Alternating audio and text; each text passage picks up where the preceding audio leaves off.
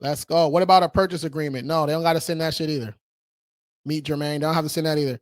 And how do I know this? Because that's what I used to request. That's how we used to use that method, right? And still get a lot of deletions and stuff. But the deletions you get by just sending a validation letter, those are that's low hanging fruit. That shit was going to get deleted probably eventually anyway. Okay.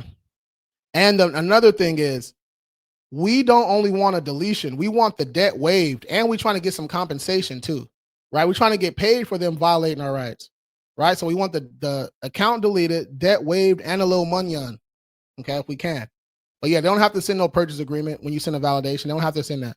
Nowhere in the FDCPA does it say they have to send that. All they have to do is send something basic that proves that you owed that debt to Capital One, you owed that debt to Citibank, you owed that debt to Navy Fed, whatever it is, right?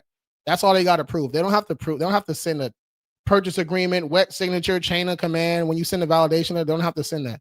That's why you're not getting any deletions. Okay. But here's the thing, though. I'd rather y'all send a validation letter than trying to go do a credit sweep. The credit sweep is the lowest of the low. All right. These people are telling y'all that you're going to get all these deletions in 3 days, 4 days. What they're not telling you is the accounts. So when you say it's fraud, the credit report agencies, FTC, CFPB, they do an investigation, right? During that investigation, the accounts are suppressed, or you can say they're deleted from the report. We can say that too. Whatever you say, it doesn't really, it's all going to end up the same, right?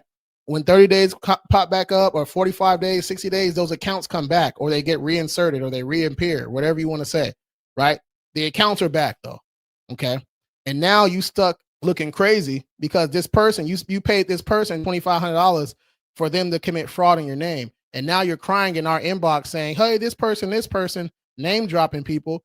Look it, we have to be a little bit more intentional, intentional is the right word, a little bit more intentional on who the people that we're going to trust with our stuff, right? Trust with our personal information, trust with our credit, okay? How are you going to let somebody do a credit sweep for you? You didn't do no due diligence. When you go out of town and you go out to a restaurant, the first thing y'all doing is what? Google and Yelp, right? Why y'all not doing that for the person that's fixing your credit? How can someone be fixing your credit? They ain't got not one Google review.